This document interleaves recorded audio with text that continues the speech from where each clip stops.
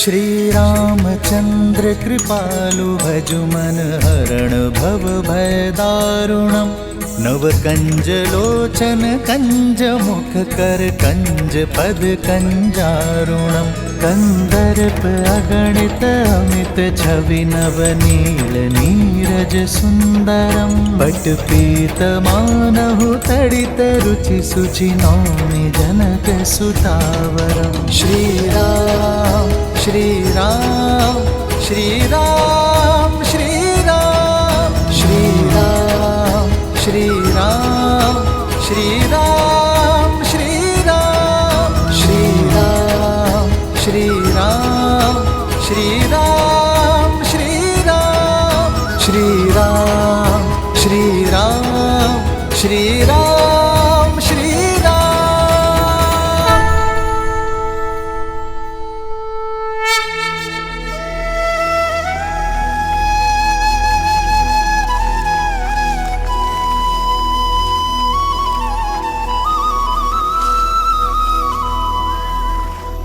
তোমার প্রেমের প্রবাহ আমাকেও বয়ে নিয়ে গেছে ভরত।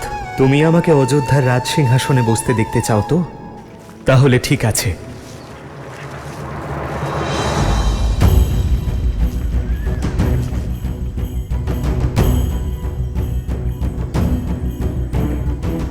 আমাকে 14 বছরের বনবাস কাটিয়ে আসতে দাও ভরত। তারপর আমি রাজসিংহাসন অবশ্যই গ্রহণ করব। ততদিন অযোধ্যার ভার তোমাকেই সামলাতে হবে ভাই।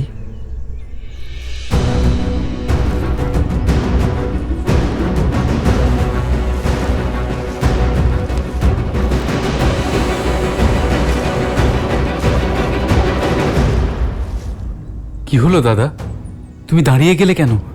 দেখো, আমরা অযোধ্যার সীমায় এসে পড়েছি। সেই জন্যই তো দাঁড়িয়ে পড়লাম। তুমি এক্ষুনি অযোধ্যায় গিয়ে রাজসিংহাসন এখানে নিয়ে এসো। কুমার ভরত, এ কি করছেন? সিংহাসন এখানে এনে কি করবেন? কোনো শঙ্কা? না দাদা, আদেশের পালন হবে। প্রস্থান করো। হ্যাঁ দাদা।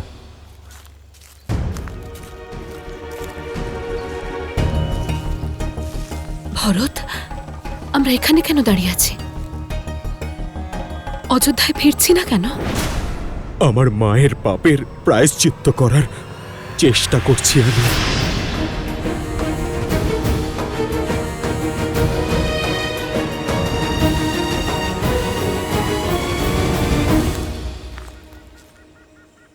পুত্র, পাদুকা নিচে রেখে দাও। কতক্ষণ এইভাবে থাকবে?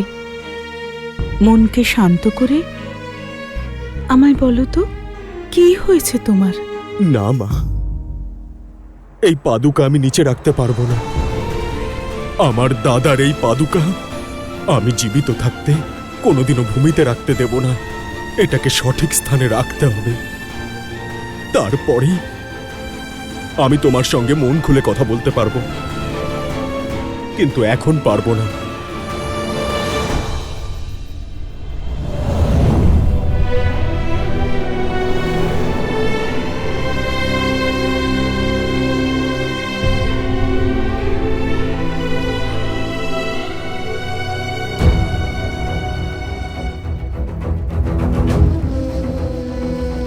ভোর থেকে রাত হয়ে গেল, কিন্তু কুমার ভরত একইভাবে দাঁড়িয়ে আছেন। হ্যাঁ, সত্যি বলছো। না উনি শ্রীরামের পাদুকা মাটিতে রাখছেন, আর না অযোধ্যার সীমায় প্রবেশ করছেন। জানি না রাজকুমার ভরত কি করতে চলেছেন।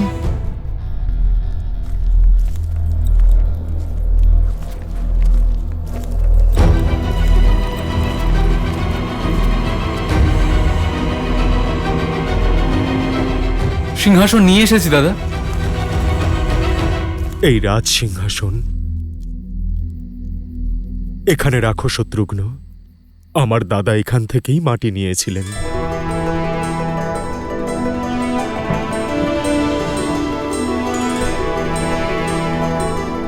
রাজার প্রধান কর্তব্য শেষ নিঃশ্বাস পর্যন্ত নিজের প্রজাদের সেবা করে যাওয়া, আর নিজের শেষ নিঃশ্বাস ত্যাগ করার আগে নিজের প্রজা আর সিংহাসনের জন্য একজন শ্রেষ্ঠ উত্তরাধিকারী নির্বাচন করে যাওয়া। আমার পরম পূজ্য পিতা মহারাজ দশরথ এই সিংহাসনের জন্য সর্বশ্রেষ্ঠ উত্তরাধিকারী আমার দাদা রামকে নির্বাচন করে গেছেন, আর উনি সর্বদা এই অযোধ্যার রাজা থাকবেন। যতদিন রঘুনন্দন শ্রীরাম অযোধ্যায় ফিরে না আসছেন, ততদিন ওনার এই পবিত্র পাদুকা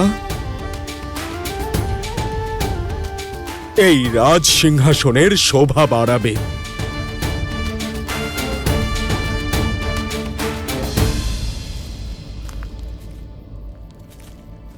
পুত্র ভরত, তুমি এই কাজ প্রাসাদেও করতে পারতে।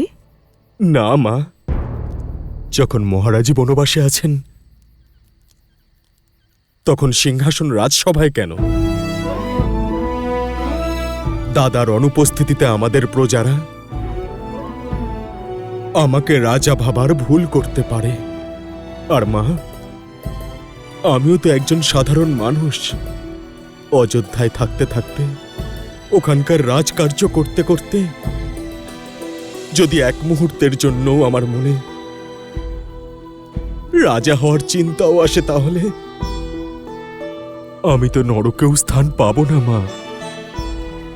আর সেই জন্যই আমি সিদ্ধান্ত নিয়েছি যে যতদিন আমার দাদা ফিরে না আসছেন, ততদিন আমিও অযোধ্যায় প্রবেশ করব না।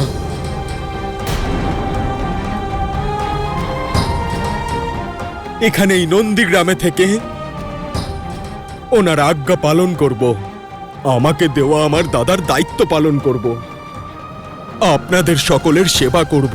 আর আপনারা সকলেও নিজেদের কর্তব্য ভুলে যাবেন না, ভুলে যাবেন না যে অযোধ্যার সিংহাসনে আমাদের প্রিয় শ্রীরামের অধিকার। আর আমি অযোধ্যায় আমাদের মহারাজের সঙ্গেই ফিরব 14 বছর পরে।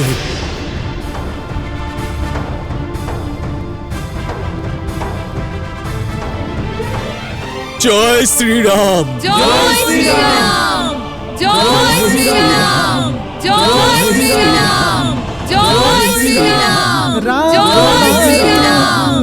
पद सिरुनाई प्रभु पद पीठ रजाय सुपाई।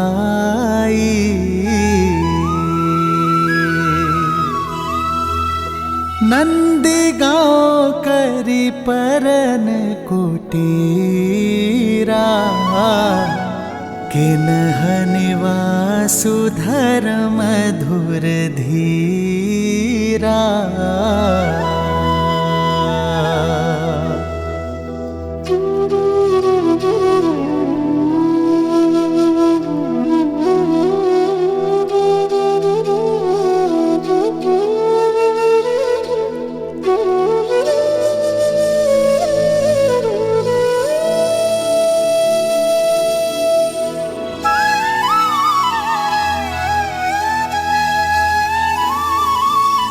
আমি এখানে অযোধ্যার বাইরে নন্দীগ্রামে থেকে রাজকার্য সামলাবো, আর শত্রুঘ্ন তুমি অযোধ্যার ভিতরে থেকে আমাদের প্রজাদের সুরক্ষার দায়িত্ব পালন করবে। কারণ আমার ভাই আমার থেকেও অধিক বীর। যথা আজ্ঞা দাদা। তোমাকে জন্ম দিয়ে আমার পাপের প্রায়শ্চিত্ত হয়ে গেছে ভরত। এই কইকেই নিজের সম্মান রক্ষা করতে পারল না, কিন্তু নিজের কর্মের দ্বারা তুমি এই মায়ের মান রাখলে ভরত। আমার আজ গর্ব হচ্ছে ভরত যে তুমি আমার পুত্র। আমার গর্ব হচ্ছে যে আমি তোমার মা ভরত। তোমার তো গর্বিত হওয়াই উচিত মহারানী, কারণ শ্রীরাম তোমাকে নিজের মা মনে করেন।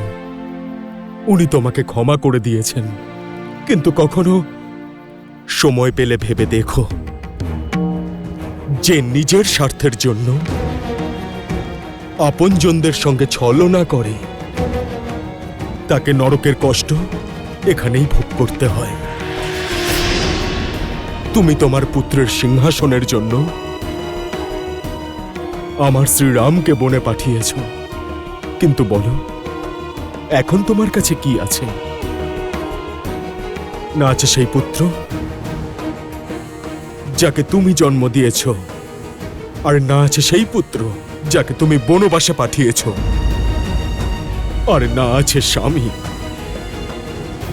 যার ভালোবাসার সঙ্গে তুমি ছলনা করেছ। আমার দাদার কাছে সীতা মা আছেন, লক্ষণ আছে, আর আমার কাছে আমার দাদার ভালোবাসা আর ওনার আশীর্বাদ রয়েছে। কিন্তু তোমার কাছে কিচ্ছু নেই, নিঃস্ব তুমি।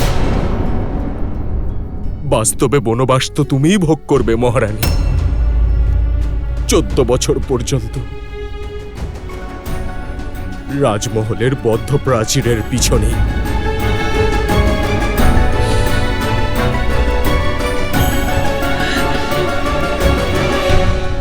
অঞ্জলি পুত্রের জয় হোক। সেনাপতি হনুমান, এক সংকট দেখা দিয়েছে, আপনার প্রয়োজন আছে। এক হিংস্র বাঘ বনে আতঙ্ক ছড়াচ্ছে। ছোট বাচ্চারা ভয় খেলতেও যায় না, সবাই খুব ভয় পেয়ে আছে।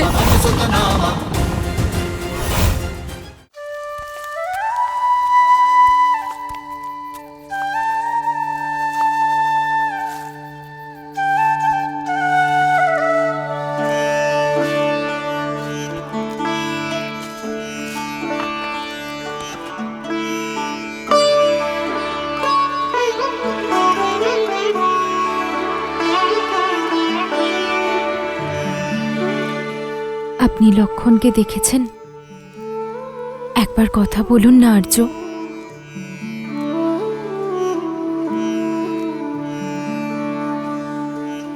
প্রথমে পরিবার থেকে বিচ্ছিন্ন হওয়ার দুঃখ, এখন আবার দেখা হয়ে হয়তো সবার কথা ওর খুব মনে পড়ছে।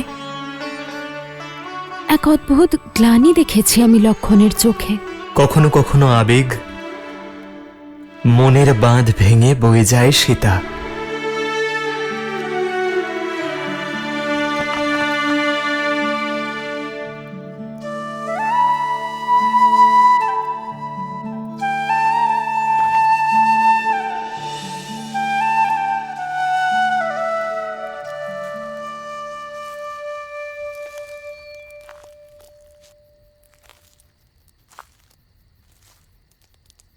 বসো লক্ষণ, বসো।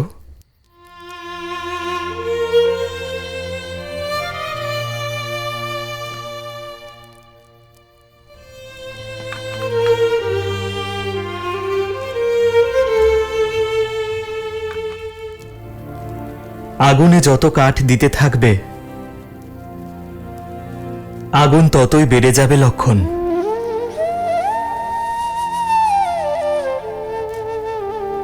মনের আগুনও একই নিয়মেই জ্বলে। ভাবনার ইন্ধন দিতে থাকলে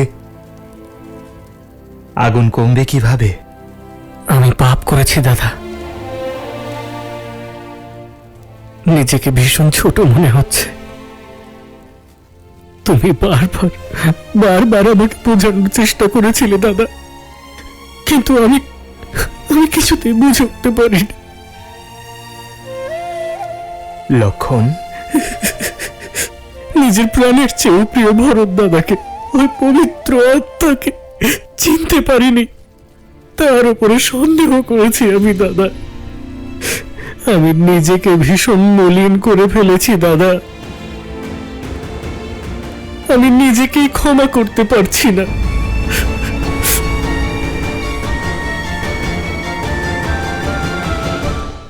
অঞ্জলি পুত্রের জয় হোক। সেনাপতি হনুমান, এক সংকট দেখা দিয়েছে, আপনার প্রয়োজন আছে। এক হিংস্র বাঘ বনে আতঙ্ক ছড়াচ্ছে। ছোট বাচ্চারা ভয় খেলতেও যায় না, সবাই খুব ভয় পেয়ে আছে। আমি বুঝতে পারছি না দাদা যে আমি কিভাবে এর থেকে মুক্তি পাবো। নিজের প্রতি এত কঠোর কেন হচ্ছ লক্ষণ?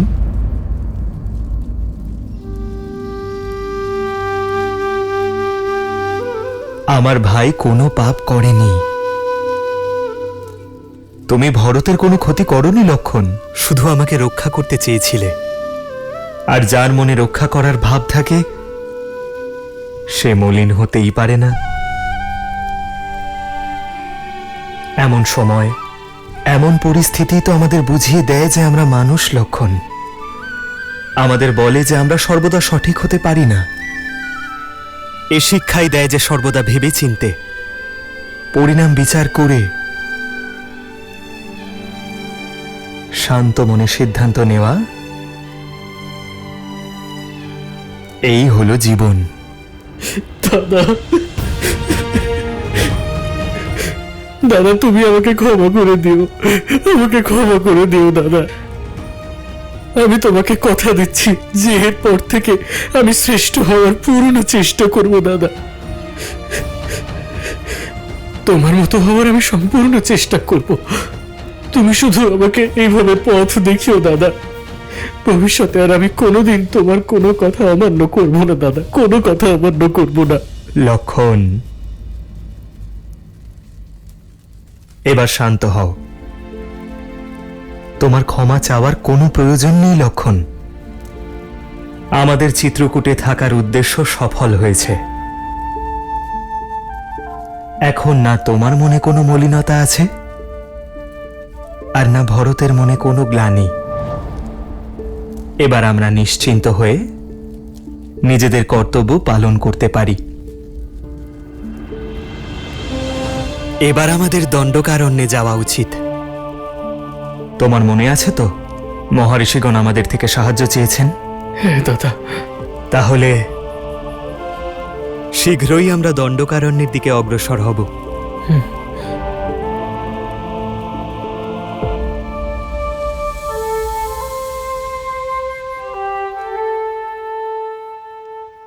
জীবনের পথে বেছানো কাঁটার উপর এত সহজে কিভাবে চলেন শ্রীরাম? দেবী, যিনি সংকটকালেও স্থির থাকেন তিনিই হলেন রাম, যার সিদ্ধান্ত স্বার্থমুক্ত তিনিই হলেন রাম। যিনি আজকের থেকে সংসারের আগামী দিনকে আরো সুন্দর করে তোলেন তিনিই হলেন রাম। যিনি তার কর্ম তার চরিত্রের দ্বারা মর্যাদা স্থাপন করেন, কিন্তু তিনি নিজে অবিচল থাকেন তিনিই হলেন মর্যাদা পুরুষোত্তম শ্রীরাম। যখন মেঘ তার মধ্যে থাকা জলের স্বার্থ ত্যাগ করে তাকে ভূমিতে বর্ষণ করার জন্য প্রস্তুত হয়, তখনই তো প্রকৃতি প্রকাশ পায়। ঠিক সেভাবেই যখনই কোনো মানুষ তার ব্যক্তিগত চিন্তা ছেড়ে সংসারের মঙ্গলের কথা ভাববে, তার কর্ম আর সিদ্ধান্তকে সমাজের উত্থানের সঙ্গে যুক্ত করবে, তখনই সেই মানুষের চরিত্রের মধ্যে স্বয়ং শ্রীরামের চরিত্রও খুঁজে পাওয়া যাবে। জয় শ্রীরাম, জয় শ্রীরাম। অঞ্জনী পুত্রের জয় হোক। সেনাপতি হনুমান, ভারী সংকট দেখা দিয়েছে, আপনার প্রয়োজন আছে।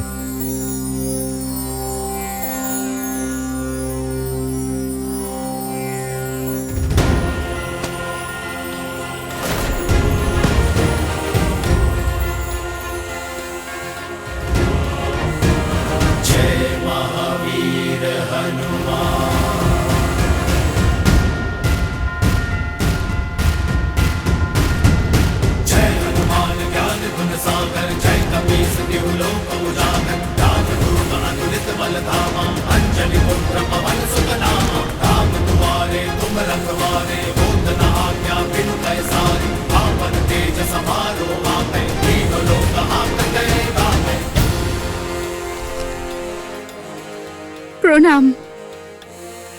এক হিংস্র বাঘ বনের মধ্যে আতঙ্ক ছড়াচ্ছে। ছোট বাচ্চারা ভয় খেলতেও যায় না, সবাই খুব ভয় পেয়ে আছে।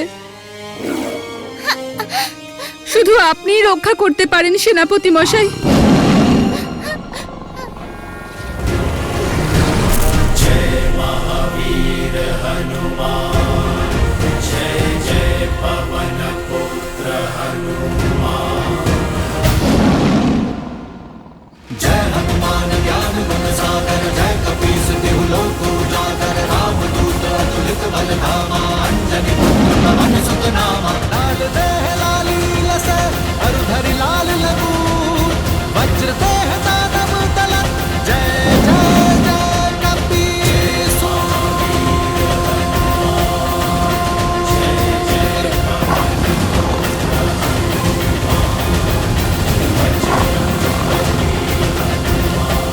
জয় শ্রীরাম। জয় শ্রীরাম। মানচিত্র অনুযায়ী পথ তো এটাই, কিন্তু এখানে তো নদী রয়েছে। হয়তো আমরা পথভ্রষ্ট হয়েছি দাদা। কুমার অঙ্গদ, কার ভয়ে তুমি পালাচ্ছিলে? বন্ধুদের রক্ষা করার পরিবর্তে যদি তুমি নিজেই ভয় পেয়ে পালাও, তাহলে কি দৃষ্টান্ত দেবেই জগৎকে? যতক্ষণ তুমি ভয়ের থেকে পালার জায়গায় চলে আসে আর তারপর আমাদের খাবার চেষ্টা করে। কুমার অঙ্গদ, তুমি হলে কিষ্কিন্ধার ভবিষ্যৎ। তোমার বন্ধুদের রক্ষা করার পরিবর্তে যদি তুমি ভয় পেয়ে পালাও, তাহলে তুমি কি দৃষ্টান্ত দেবে এই জগৎকে? কিন্তু আমরা ওর সম্মুখীন হব কি করে? ও বিরাট বড় আর আমরা ছোট্ট ছোট্ট বানর। পুত্র অঙ্গদ, মৌমাছিরাও তো নিতান্তই ছোট্ট, কিন্তু কেউ তাদের সাথে শত্রুতা করে না, কারণ আসল সত্য হলো শরীরে নয়, শক্তি থাকে মস্তিষ্কে। আর তাছাড়া তোমার কাছে আরো একটা শক্তি আছে, সাংগঠনিক শক্তি। তোমরা অবশ্যই ছোট, কিন্তু সংখ্যায় তোমরা অনেক। আর বাঘ তো বেচারা একলা। যদি তোমরা একসাথে তার মুখোমুখি হও, তাহলে বাঘ কেন, বড় বড় রাক্ষসেরাও পরাজয় স্বীকার করে নেবে তোমাদের সামনে। কিন্তু কি করে? যখন শক্তি কম থাকে, তখন বুদ্ধি আর একতাই কাজে আসে। চলো একটা বুদ্ধি খাটানো যাক। বজরংবলী হনুমানের জয়! বজরংবলী হনুমানের জয়! বজরংবলী হনুমানের জয়! এক একজন বানর এক একটি গাছে থাকবে আর নজর রাখবে যে বাঘ কোন পথ দিয়ে চলেছে। যে বানরের সামনে দিয়ে বাঘটি যাবে, সেই বানর চিৎকার করে অন্যদের সংকেত দেবে সচেতন করবার জন্য। শুধু সচেতন করলেই হবে না, কোনো শব্দ না করে বাঘকে অনুসরণ করতে হবে, অর্থাৎ ওর পিছু নিতে হবে। কিন্তু চিৎকার থামালে চলবে না। প্রথমে একজন চিৎকার করবে, তারপর দ্বিতীয় জন, তারপর তৃতীয় জন, আর তারপর প্রত্যেকে নিজের চিৎকার অপরের চিৎকারের সঙ্গে তাল মিলিয়ে করবে। তারপর যখন বাঘ কোনো ফাঁকা জায়গায় এসে পড়বে, সবাই একসাথে চিৎকার করবে আর তারপর লাফিয়ে তার সামনে গিয়ে দাঁড়াবে। বাঘ গর্জন করে উঠবে।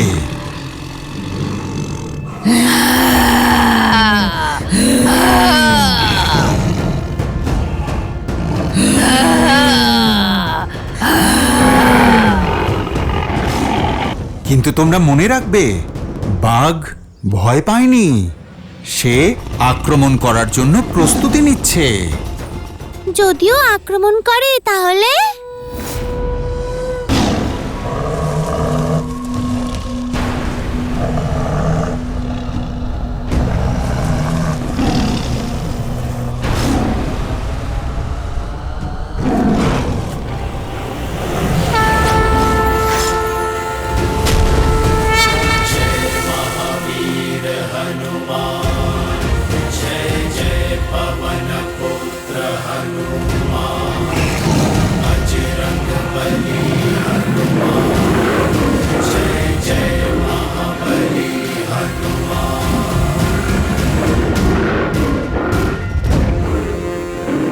বলেছিলাম না, তখন আমি আসব।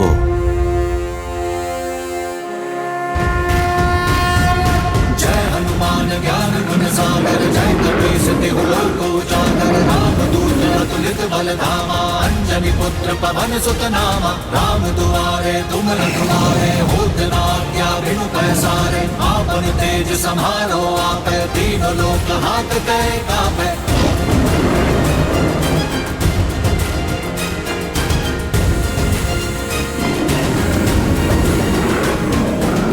জয় শ্রীরাম! জয় শ্রীরাম! জয় শ্রীরাম!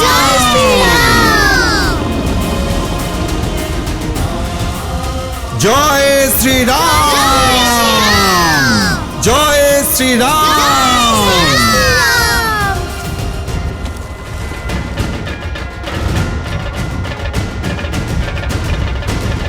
জয় শ্রীরাম! জয় শ্রীরাম! এবার বুঝলে, আসল শক্তি বাহুতে নয়, নিজের প্রতি নিজের বিশ্বাসে রয়েছে। তা সেই বাঘ যতই শক্তিশালী হোক না কেন, ছোট ছোট শিশুরাও তাকে পরাজিত করতে পারে। মনে রেখো, ভয়ের চোখে চোখ রেখে বিশ্বাস নিয়ে যদি তাকাও, তাহলে ভয় নিজেই লেজ গুটিয়ে পালিয়ে যাবে। কিন্তু এই বিশ্বাস জাগাবো কি করে হনুমান কাকা? ভক্তি আর শক্তির মধ্যে সামঞ্জস্য রাখতে শেখো। ভক্তি তোমাকে ধর্মের সঙ্গে যুক্ত করবে, আর শক্তি কর্মের সঙ্গে। আর এই সঙ্গম তোমাকে তোমার জীবনের সমস্ত কঠিন পরিস্থিতিতে পথ প্রদর্শন করবে। তাহলে আমাদের ভক্তি আর শক্তি দুটোর পার্থক্য দেখান। ঠিক আছে, তাহলে শুরু আঁকড়া থেকেই করা হোক। তোমাকে কুস্তিতে পারদর্শী করে শক্তি অর্জনের যোগ্য করে তুলব, আর যোগ বিদ্যার প্রশিক্ষণ দিয়ে তোমার সিদ্ধি লাভের পথ প্রশস্ত করব।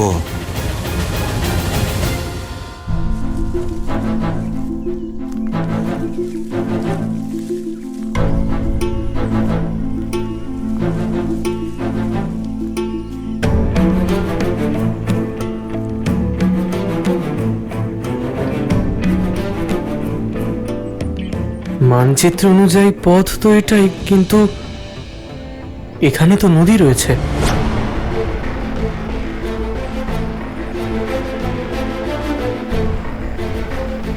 হয়তো আমরা পথভ্রষ্ট হয়েছি দাদা।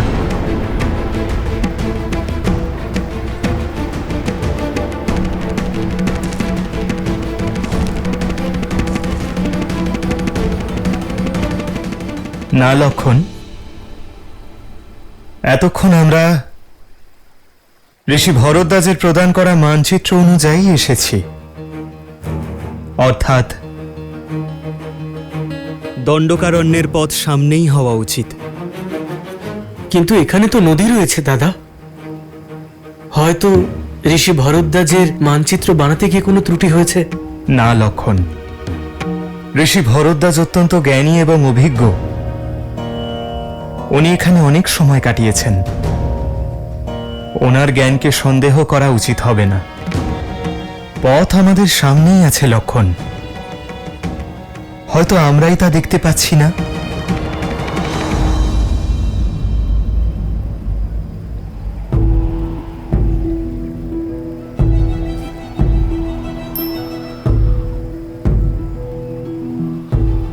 হয়তো এই বনে যেটা যেমন দেখা যাচ্ছে, আসলে তা তেমন নয়।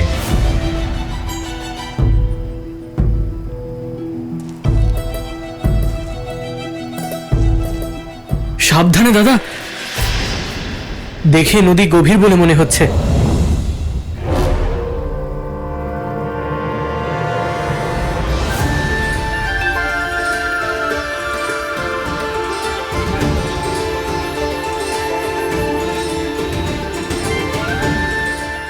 এখানে কোনো নদী নেই, এ শুধু চোখের ভুল। ঋষি ভরদ্বাজও বলেছিলেন যে রাক্ষসরা মায়াবী। এটাও আবার তেমনই কোনো মায়া নয় তো? যদি পথ খুঁজতে হয়, তবে মায়ার সঙ্গে লড়তে হবে লক্ষণ। হ্যাঁ দাদা। এসো সীতা।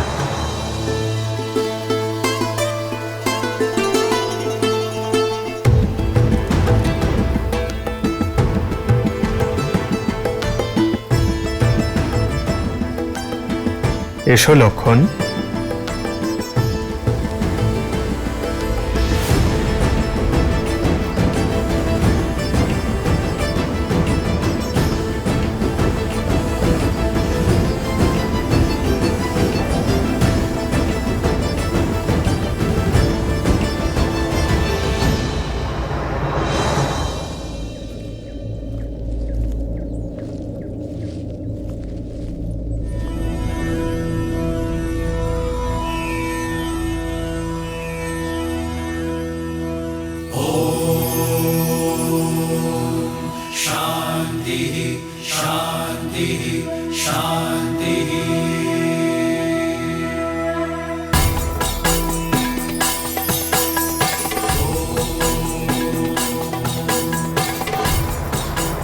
राम তুমি এসে গেছো।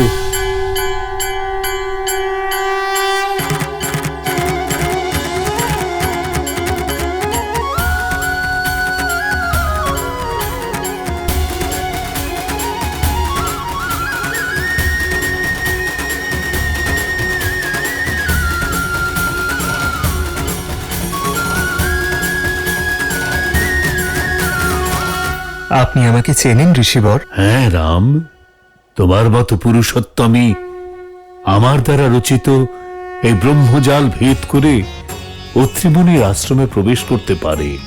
ঋষি অত্রি, ভাগ্যবান তো আমরা, যার তপস্যা এবং তেজের বিষয় কেবল শুনেছি, আজ তার দর্শনও পেয়েছি। প্রণাম ঋষিবর। যশস্বী ভব, তোমার শৌর্য অক্ষুণ্ণ থাক, সৌভাগ্যশালী ভব। ঋষিবর, আমাদের আগমনে যদি আপনার তপস্যা ভঙ্গ হয়ে থাকে তাহলে মার্জনা করবেন। না রাম, তোমার আসবার প্রতীক্ষাই তো এই তপস্যা ছিল, আর তুমি এসে গিয়েছ, তপস্যাও পূর্ণ হয়েছে। আমাদের এখানে আসার জন্য? হ্যাঁ, ওই রাক্ষসদের বিনাশ করতে, যাদের প্রবেশ আটকাবার জন্য আমি আমার আশ্রমের চতুর্দিকে দৃষ্টিভ্রম উৎপন্ন করেছিলাম। এবার তুমি এসে গেছো, এর আর কোনো প্রয়োজন নেই। ছোট থেকে আপনার কাহিনী আর মাতা অনুসুয়ার তপস্যার কথা শুনেছি, আজ দর্শন পেলাম। মাতা অনুসুয়ার দর্শনেরও ইচ্ছে ছিল আমার। কোথায় উনি?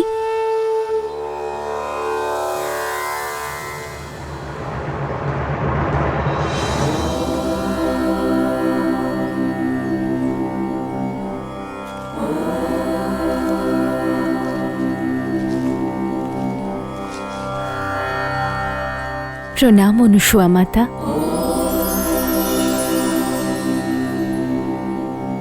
রাম ও লক্ষণের প্রণামও গ্রহণ করুন মাতা। আশীর্বাদ চাওয়ার পূর্বে আমার একটা প্রশ্নের উত্তর দাও রাম। এটা দণ্ডক বন, এখানে শুধুমাত্র দুরাচারী রাক্ষসদের বাস, এখানে কোমল নারীদের কোনো স্থান নেই।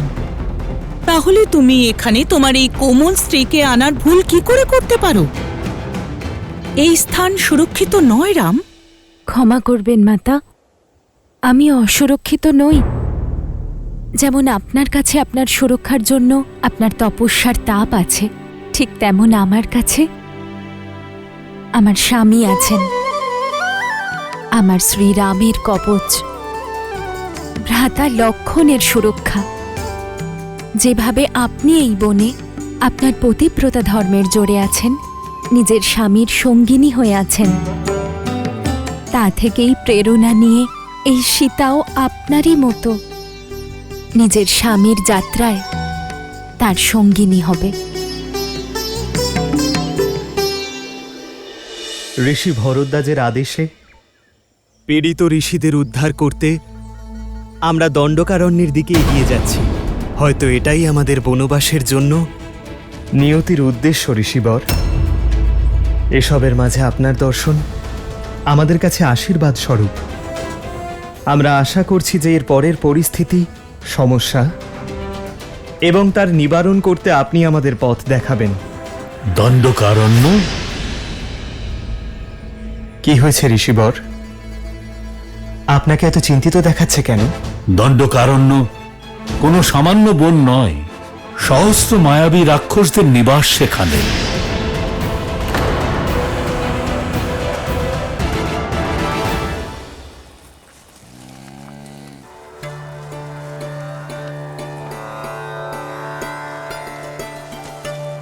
যদি অনুমতি থাকে কিছু জিজ্ঞেস করব মাতা?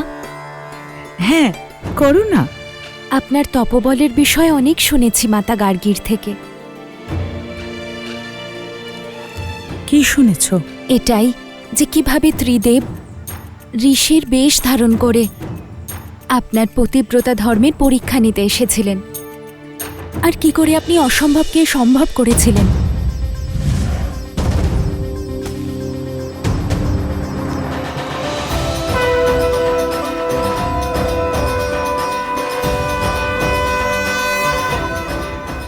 ব্রাহ্মণদের সেবা করা তো গৃহস্থদের ধর্ম।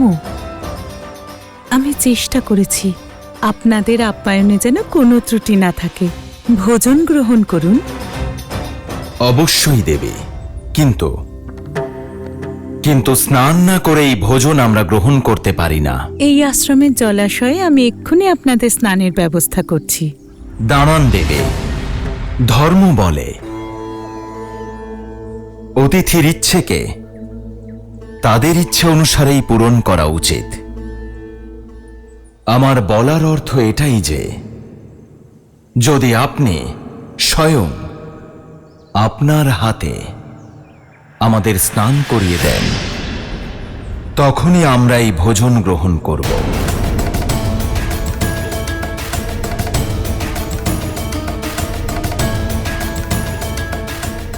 কি ভাবছেন দেবী?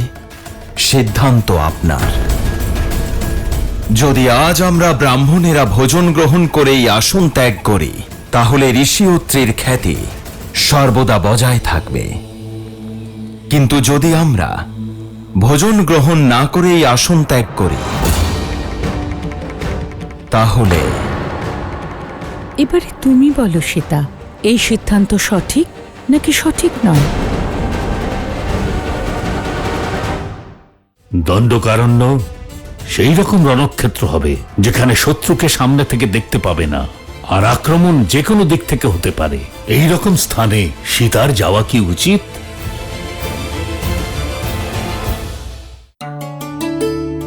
পরিস্থিতি কঠিন অবশ্যই ছিল যে সংসারে এক নারীর পরিচয় তার রূপ আর যৌবন হয়, সেখানে আপনি আপনার বুদ্ধিমত্তা দিয়ে নারীদের কাছে নিদর্শন হয়েছেন।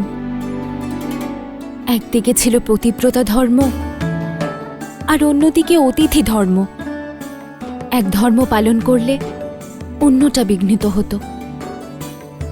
এমন ধর্ম সংকটে আপনি তপস্যার শক্তি দিয়ে যা করেছেন, তাতে শুধু দুই ধর্মই পালন করা হয়নি, বরং এক নারীর মাহাত্ম্য আর নারীর শক্তি এক অন্য দিশা পেয়েছে।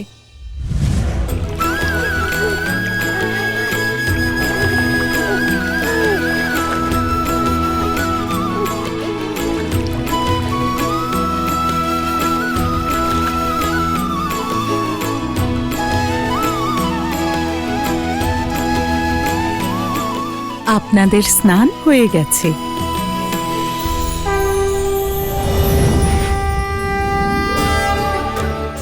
প্রণাম দেবী। আপনারা সকলে আমার কুটিরে, আমি ধন্য হলাম। কিভাবে আপনাদের স্বাগত জানাবো? আমাদের স্বাগত নয়, আপনার সাহায্যের প্রয়োজন। আমাদের স্বামী ত্রিদেব আপনার পরীক্ষা নিতে গিয়েছিলেন, কিন্তু এখনো ফিরে আসেননি। আচ্ছা, অতিথি রূপে ত্রিদেব এসেছিলেন। এই যে ওনারা। নিজেদের স্বামীকে চিনে নিন।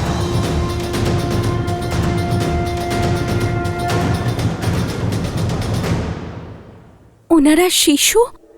হ্যাঁ, ওনাদের মনের ইচ্ছা ছিল যে আমি ভোজনের পূর্বে ওনাদের নিজের হাতে স্নান করাই।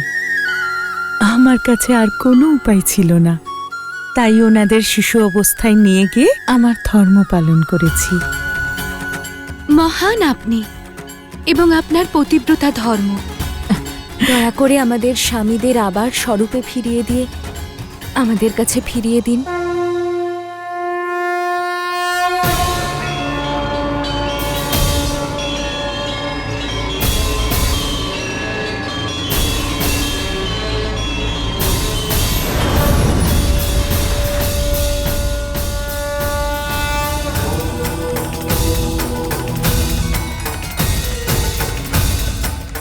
দেবী অনসূয়া, সংসারে যখনই পতিব্রতা ধর্মের কথা হবে, তখনই আপনার উল্লেখ অবশ্যই হবে।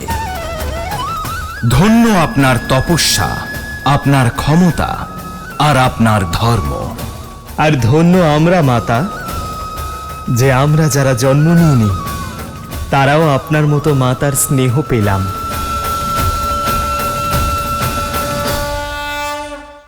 দণ্ডকারণ্য সেই রকম রণক্ষেত্র হবে যেখানে শত্রুকে সামনে থেকে দেখতে পাবে না, আর আক্রমণ যে কোনো দিক থেকে হতে পারে।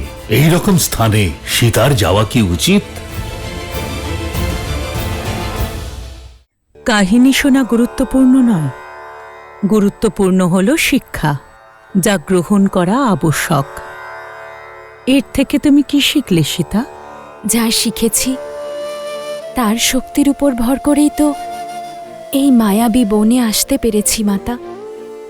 আমি শিখেছি, যদি কারোর মনে তার জীবন সঙ্গীর প্রতি অসীম প্রেম আর অটল সমর্পণ থাকে, আর নিজের প্রেম আর সমর্পণের উপর সম্পূর্ণ আস্থা থাকে, তাহলে শুধু মায়া কেন, সংসারের সৃষ্টিকর্তা, পালনকর্তা আর বিনাশকারী ত্রিদেব সেই বিশ্বাসকে খণ্ডন করতে পারেন না মাতা। সমগ্র সংসারকে সেই বিশ্বাসের সামনে নতমস্তক হতেই হয়। অদ্ভুত বুদ্ধি তোমার সীতা। তোমার বিচার এবং বুদ্ধি আমার মন জয় করেছে।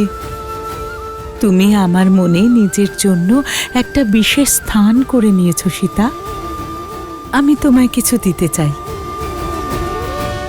দণ্ডকারণ্য সেই রকম রণক্ষেত্র হবে যেখানে শত্রুকে সামনাসামনি দেখতে পাবে না। এই রকম স্থানে সীতার যাওয়া কি উচিত? যেখানে রাবণের সৎ ভাই খড় দূষণ ছাড়াও অকম্পন, তৃষ্ণা, বিরাদ আর কমণ্ড এইসব মায়াবী রাক্ষসীরা আছে। এবার তুমিই বলো, এই রকম স্থানে একজন স্ত্রীর থাকা কি উচিত?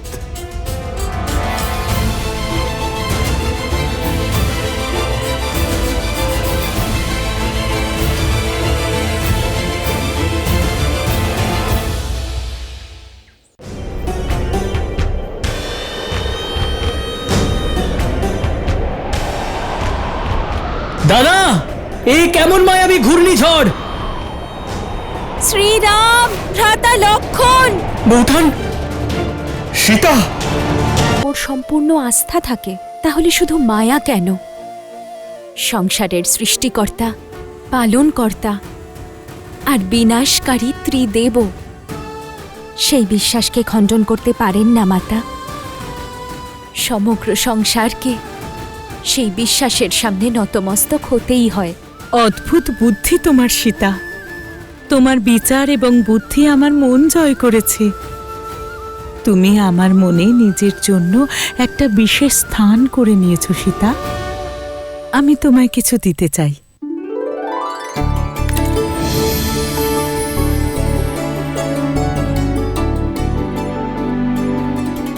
এই দিব্য আভূষণ নাও সীতা।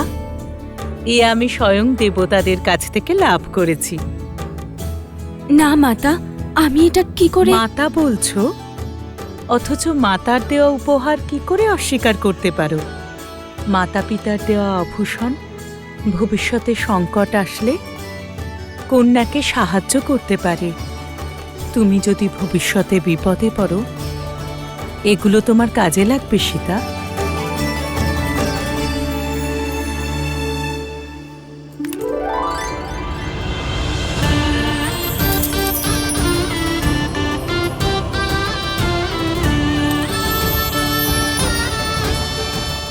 একদম মা লক্ষ্মীর মতো দেখতে লাগছে তোমায়।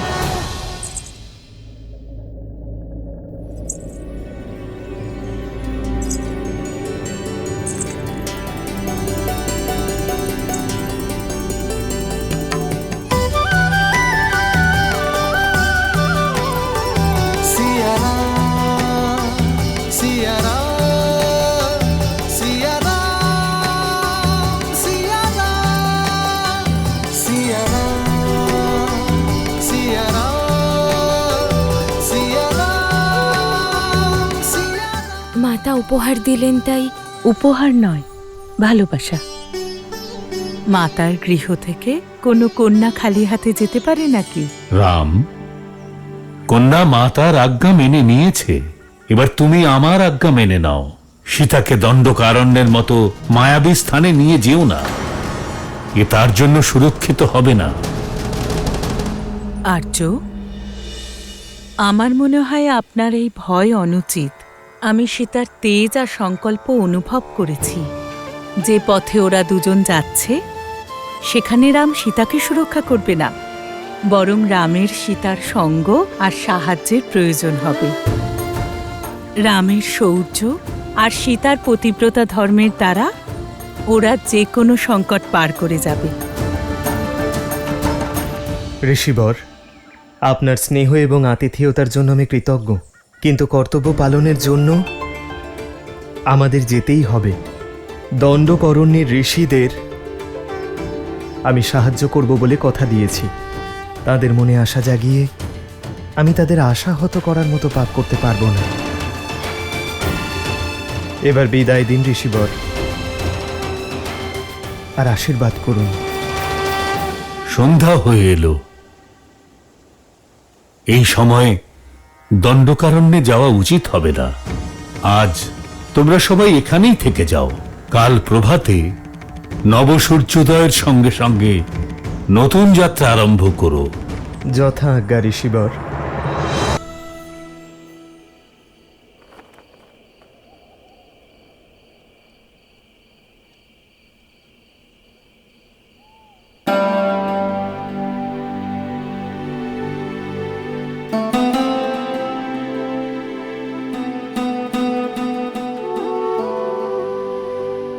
আজ আমার সীতা কোথাও হারিয়ে গেছে। আপনার সামনেই তো আছি। আমি তো সাক্ষাৎ দেবী লক্ষ্মীকে দেখতে পাচ্ছি। এমন উপমা আমায় দেবেন না আর্য। আমি শুধু সীতা, আমার বনবাসী রামের সাধারণ স্ত্রী। তোমার এই সারল্য, তোমার সমর্পণ তোমাকে অসাধারণ করে তোলে সীতা। পবিত্রতা এবং সৌন্দর্যের মোহনা তুমি। সত্যি তোমাকে পাওয়া আমার সৌভাগ্য।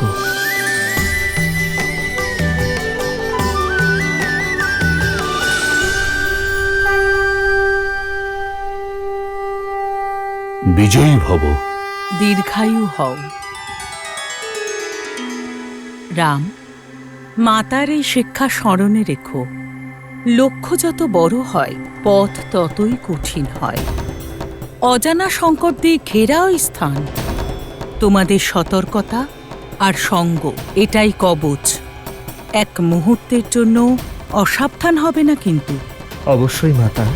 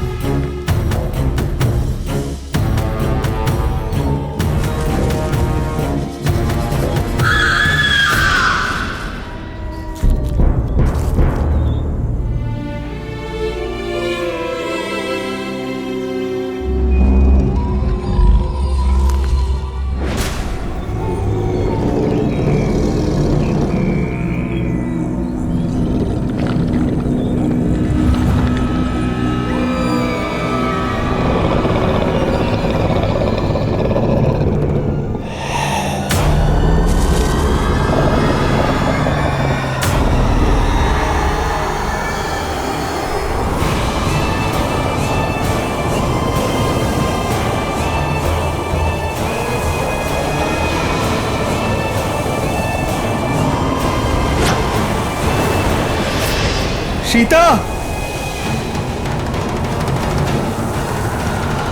দাদা, এ কেমন মায়াবী ঘূর্ণিঝড়!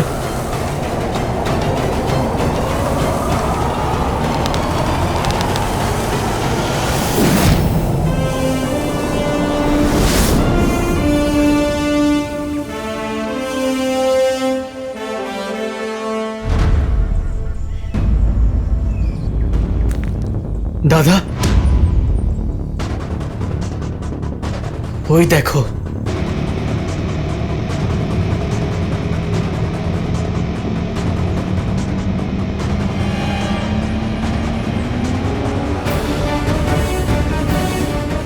ওই মহাপাপী বিরাট যুবতী নারীদেরই নিজের লক্ষ্য বানায়।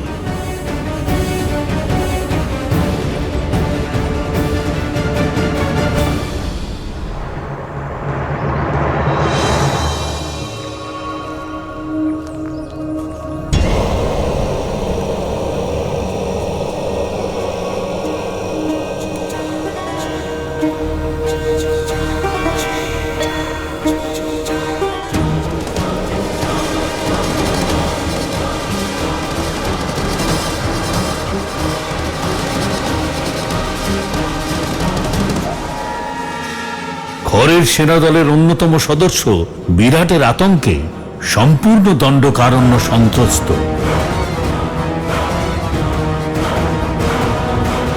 জানি না কত মানুষের সর্বনাশ করেছে এই মহাপাপী। একে সুযোগ নয়, বধ করা আবশ্যক। আমাদের বিরাজকে বধ করতেই হবে লক্ষণ।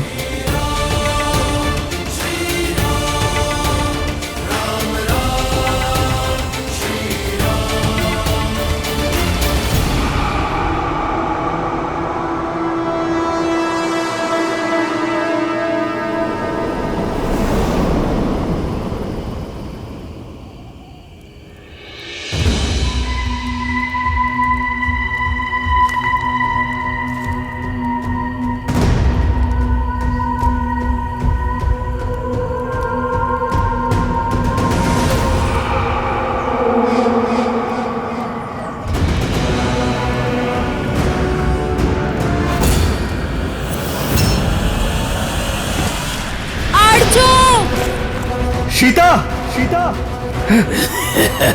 শ্রীরাম, ভ্রাতা লক্ষণ, রক্ষা করো।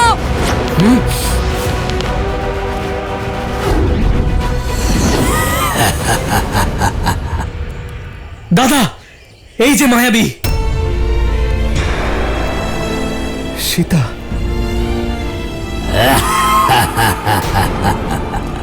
আর্য, ভ্রাতা লক্ষণ, রক্ষা করো।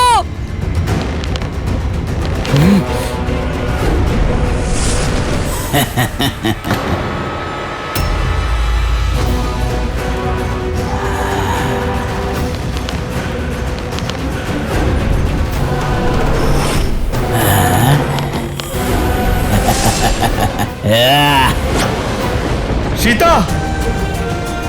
আর্য! সীতা! ওঠো সীতা।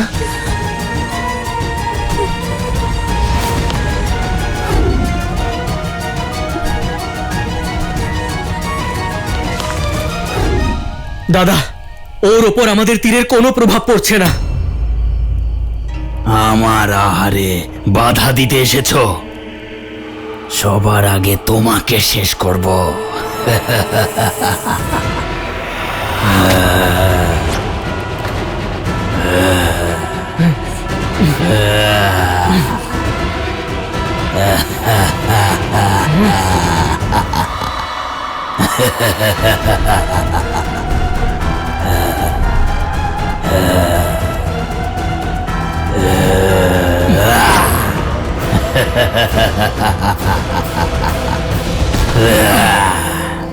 বড় দুঃখদায়ক আর কষ্টকর বিনাশ হবে তোমাদের।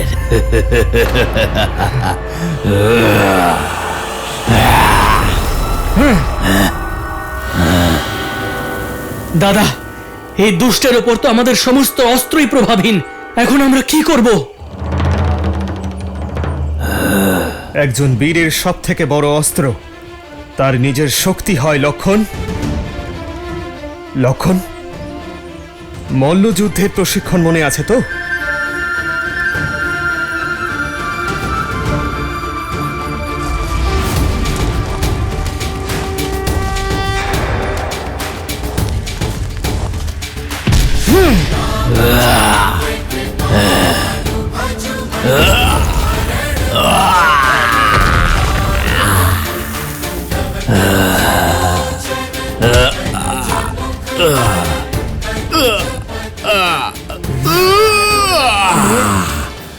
এভাবে মরবো না। আমি অভিশাপ পেয়েছি, আমার মুখ্য প্রাপ্তি এভাবে ঘটবে না। কোনো লাভ হবে না এসব করে।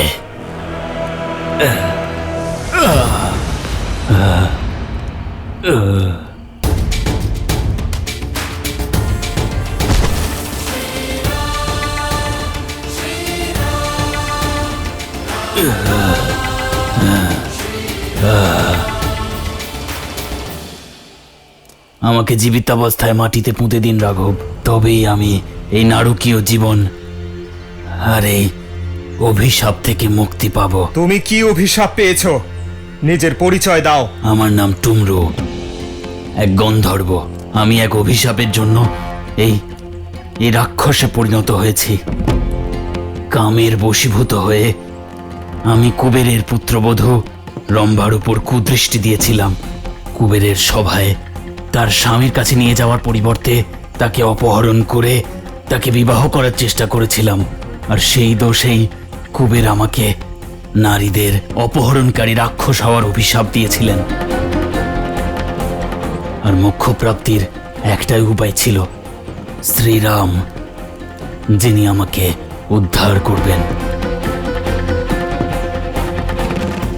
আপনার কোনো অস্ত্রশস্ত্র আমার উপর কাজ করবে না। তাই হে প্রভু, আমাকে মাটিতে পুঁতে দিয়ে আমাকে এই অভিশাপ থেকে মুক্তি দিন। কিন্তু আমি কেন? কারণ আমার এই অভিশাপ আর কষ্টের সমাপ্তি তিনিই ঘটাতে পারেন, যিনি সারা জীবন নারীর সম্মান রেখেছেন, যিনি কখনো কোনো পরস্ত্রীর ওপর কুদৃষ্টি দেননি। আমি মোক্ষ প্রাপ্তির উদ্দেশ্যে না জানি কত ঋষি মুনি আর দেবতার শরণাপন্ন হয়েছি, কিন্তু সকলের মনেই কোনো না কোনো পরস্ত্রীর প্রতি কাম ভাবনা অবশ্যই জেগেছিল। প্রভু রাঘব, এই সংসারে কেবলমাত্র আপনি, যিনি সম্পূর্ণ পবিত্র। সেজন্য হে রাম, আমাকে সহায়তা করুন আর আমাকে এই অভিশাপ থেকে মুক্তি দিন। টুমরু, তোমার জীবন সমগ্র সংসারের জন্য একটি শিক্ষা। নারীদের মান, তাদের সম্মান দেওয়ার পাঠ এ অধ্যায়। আমার তোমাকে দেখে দয়া হচ্ছে, আর আমি তোমার কষ্ট বুঝতে পারছি। সেই জন্য আমি তোমাকে মুক্তি পেতে সাহায্য অবশ্যই করব। কেবলমাত্র ঋষি অগস্ত্যই রাক্ষসরাজ আর তার বিনাশের উপায় জানেন। তাহলে তো আমাদের এখনই রওনা দিতে হবে।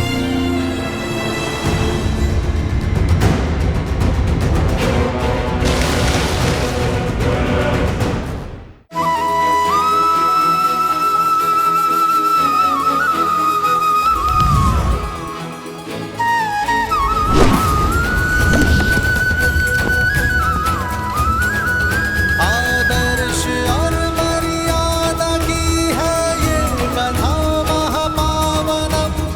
काटे मद श्री से मिला दे श्रीमद् रामायणम, श्रीमद् रामायणम, श्रीमद् रामायण। আপনি ধন্য মর্যাদা পুরুষোত্তম রাম। আপনি আমাকে মুক্তি দিলেন। আমি এক গন্ধর্ব, সঙ্গীতই আমার জীবন এবং আমার ধর্ম। এখন থেকে আমার সঙ্গীত সর্বদা আপনারই গুণগান করবে। আপনি এখন দক্ষিণ দিকে পঞ্চবটী আশ্রমের দিকে যান। ওখানে অগস্ত্য ঋষির আশ্রম আছে। দণ্ডকারণ্যে সবাই রাক্ষসের ভয়ে আতঙ্কিত, আর সে রাক্ষসদের রাজা হলেন মহাবলী লঙ্কেশ রাবণ। রাবণের অধর্ম আর তার অত্যাচারের কোনো সীমা নেই। এই দণ্ডকারণ্যে না জানি কত নরখাদক ছেড়ে রেখেছে সে। আর এই রাক্ষস সেনার প্রধান হল খড়, যে রাবণের ছায়া হয়ে নিজের ভাই দূষণকে সঙ্গে নিয়ে সবাইকে আতঙ্কিত করে ধর্ম আর মর্যাদার বিনাশ করছে। অধর্ম আর পাপের এই মায়াজাল থেকে বাঁচতে ধর্ম আর পুণ্যের স্থাপনার জন্য প্রভু আপনার ঋষি শরভঙ্গের পরামর্শ প্রয়োজন। তিনিই আপনাকে ঋষি অগস্ত্যর কাছে নিয়ে যাবেন। একমাত্র ঋষি অগস্ত্যই রাক্ষসরাজ এবং তার বিনাশ সম্পর্কে জানেন। শীঘ্র যান রাম। ঋষি শরভঙ্গ তাঁর প্রাণ আপনার সঙ্গে দর্শন করার জন্যই বাঁচিয়ে রেখেছেন। তাহলে তো আমাদের এখনই রওনা দিতে হবে।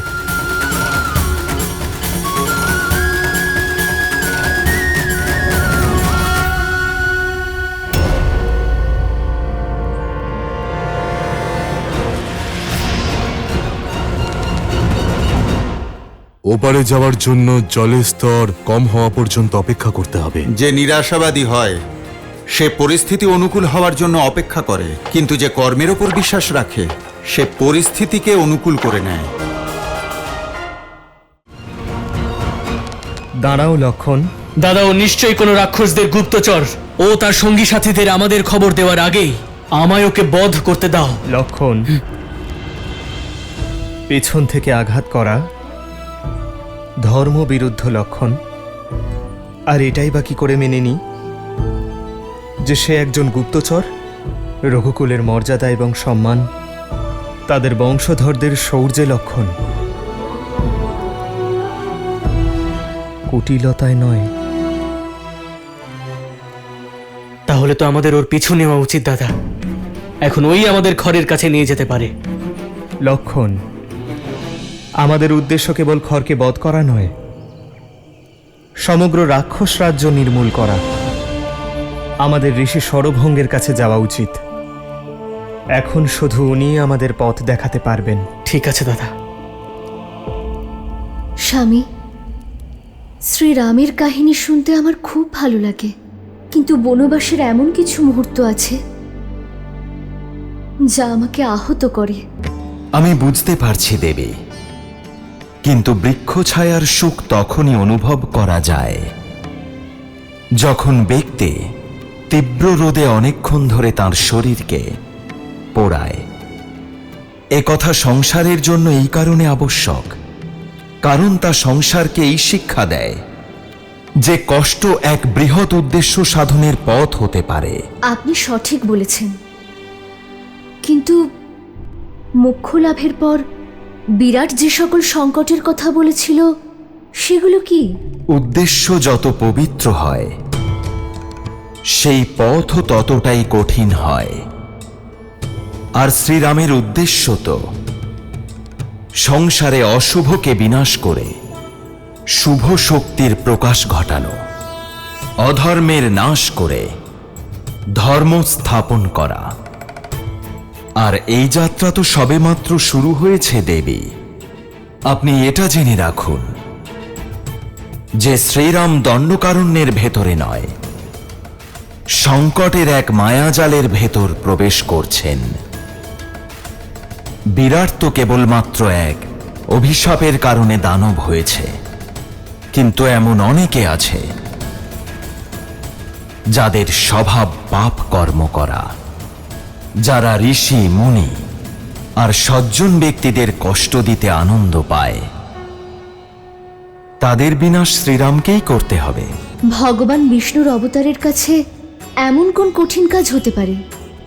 উনি চাইলে এক মুহূর্তে রাবণের অভিমান আর তার পাপের বিনাশ করতে পারেন। দেবী, রাবণের শক্তি যদি অসীম হয়, তার সৈন্যবল যদি অতুলনীয় হয়, তাহলেও সামনে নারায়ণ আছেন, যার তেজ অলৌকিক। আর সেই তেজের সামনে এই ব্রহ্মাণ্ডের কেউ দাঁড়াতে পারে না।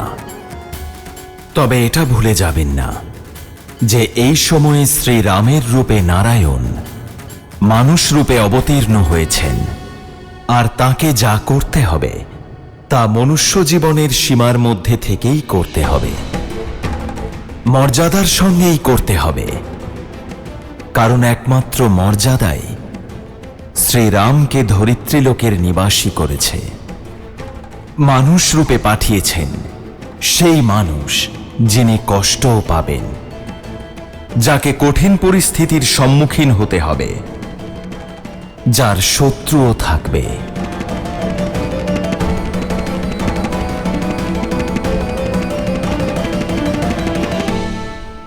ওপারে যাওয়ার জন্য জলের স্তর কম হওয়া পর্যন্ত অপেক্ষা করতে হবে। যে নিরাশাবাদী হয় সে পরিস্থিতি অনুকূল হওয়ার জন্য অপেক্ষা করে, কিন্তু যে কর্মের ওপর বিশ্বাস রাখে সে পরিস্থিতিকে অনুকূল করে নেয়। রাম, আপনি এসে গেছেন।